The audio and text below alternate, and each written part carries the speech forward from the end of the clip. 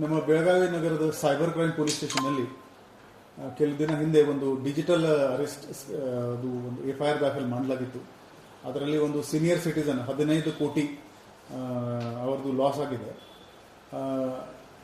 ನಮಗೆ ಮಾಹಿತಿ ಬಂದ ತಕ್ಷಣ ಅದರಲ್ಲಿ cybercrime.gov.in ನಮ್ಮದು 1930 ಪೋರ್ಟಲ್ ಇದೆ. ಅದರಲ್ಲಿ ಎಲ್ಲ ಡೀಟೇಲ್ಸ್ ಹಾಕೊಂಡು ಸುಮಾರು 1 ಕೋಟಿವರೆಗೆ ದುಡ್ಡು ಅದರಲ್ಲಿ ಬ್ಲಾಕ್ ಮಾಡಲಾಗಿದೆ. ಮತ್ತು ಇವರ ನಮ್ಮ ವಿಕ್ಟಿಮ್ದು ಅಕೌಂಟಿಂದ 10 ಅಕೌಂಟ್ಸ್ಗೆ ಈ ಫಸ್ಟ್ ಲೇಯರ್ ಈ ದುಡ್ಡು ಟ್ರಾನ್ಸ್ಫರ್ ಆಗಿತ್ತು. ಅದರಲ್ಲಿ 2 ಅಕೌಂಟ್ಸ್ ಹೈದರಾಬಾದ್ ಬೇಸ್ಡ್ ಇದೆ, ಅಹಮದಾಬಾದ್ ಬೇಸ್ಡ್ ಒಂದು ಇದೆ, ಕೋಲ್ಕತ್ತಾದಲ್ಲಿ 2, ಗುವಾಹಟಿನಲ್ಲಿ 1, ಹರಿಯಾಣನಲ್ಲಿ 2 ಮತ್ತು ದಿಲ್ಲಿನಲ್ಲಿ 2. ಈ ಥರ 10 ಅಕೌಂಟ್ಸ್ನಲ್ಲಿ 15 ಕೋಟಿ ರೂಪಾಯಿ ಹೋಗಿತ್ತು.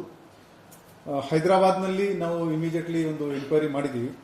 ಅದರಲ್ಲಿ 2 ಆರೋಪಿ ಶ್ರೀಪಾದ್ ನಾಯಕ್ ಮತ್ತು ಶರದ್ ನಾಯಕ್, ಇವರು ಒಂದು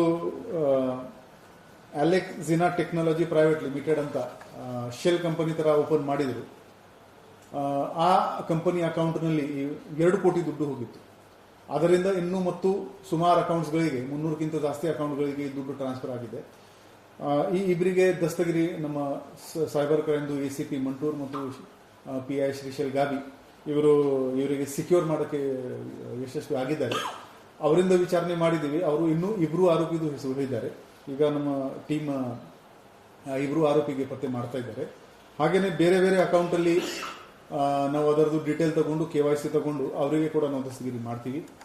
ಮತ್ತು 10 ಕೋಟಿ ಮೇಲ್ಗಡೆ ಯಾವುದೇ ಕೇಸ್ ಡಿಜಿಟಲ್ ಅರೆಸ್ಟ್ನಲ್ಲಿ ಇದ್ರೆ ಅದು CBI ತನಿಖೆ ಮಾಡಬೇಕು ಅಂತ ಸುಪ್ರೀಂ ಕೋರ್ಟ್ದು ಆದೇಶ ಇದೆ.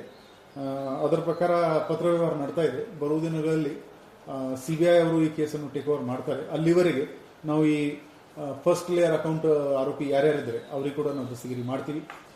ಬೆಳಗಾವಿ ನಗರದಲ್ಲಿನೇ ಹೋದ ಕೆಲವು ವರ್ಷಗಳಲ್ಲಿ ಸುಮಾರು 2900 ಮ್ಯೂಲ್ ಅಕೌಂಟ್ಸ್ ಆಪರೇಟ್ ಆಗ್ತಾ ಇದೆ. ಕೆಲವರು ಅಮಾಯಕ್ಕಾಗಿ ಅವರ ಅಕೌಂಟ್ ಕೊಟ್ಬಿಡ್ತಾ ಇದ್ದಾರೆ. ದಯವಿಟ್ಟು ಈ ತರ ಯಾರು ನಿಮಗೆ ಪರಿಚಯದವರು ಇದ್ದಾರೆ ಯಾವುದೇ ಕಾರಣಕ್ಕೂ ನಿಮ್ದು ಬ್ಯಾಂಕ್ ಅಕೌಂಟ್ ಕೊಡಬೇಡಿ. ಮ್ಯೂಲ್ ಅಕೌಂಟ್ ಬಾಡಿಗೆ ಮೇಲೆ, ಕೆಲವು ಕಡೆ ಬಾಡಿಗೆ ಮೇಲೆ ಕೊಡ್ತಾ ಇದ್ದಾರೆ, 10,000 ರೂಪಾಯಿ ಪರ್ ಮಂತ್. ಆ ಥರ ಕೆಲವು ಇನ್ನೋಸೆಂಟ್ ಆಗಿ ಕೊಡ್ತಾ ಇದ್ದಾರೆ, ಕೆಲವು ಪಾರ್ಟ್ನರ್ ಆಗಿ ಕೊಡ್ತಾ ಇದ್ದಾರೆ. ನಾವು ಒಂದು ಡ್ರೈವ್ ತರ ಮಾಡ್ತಾ ಇದ್ದೀವಿ. ಈ ಮಾಹಿತಿಯಲ್ಲಿ ನಮಗೆ ಬರ್ತಾ ಇದೆ, ಅಲ್ಲಿ ನಾವು ತಕ್ಷಣ ಒಂದು FIR ಮಾಡಿಕೊಂಡು ಅವರ ಮೇಲೆ ಕಾನೂನು ರೀತಿಯ ಕ್ರಮ ತಗೋತಾ ಇದ್ದೀವಿ.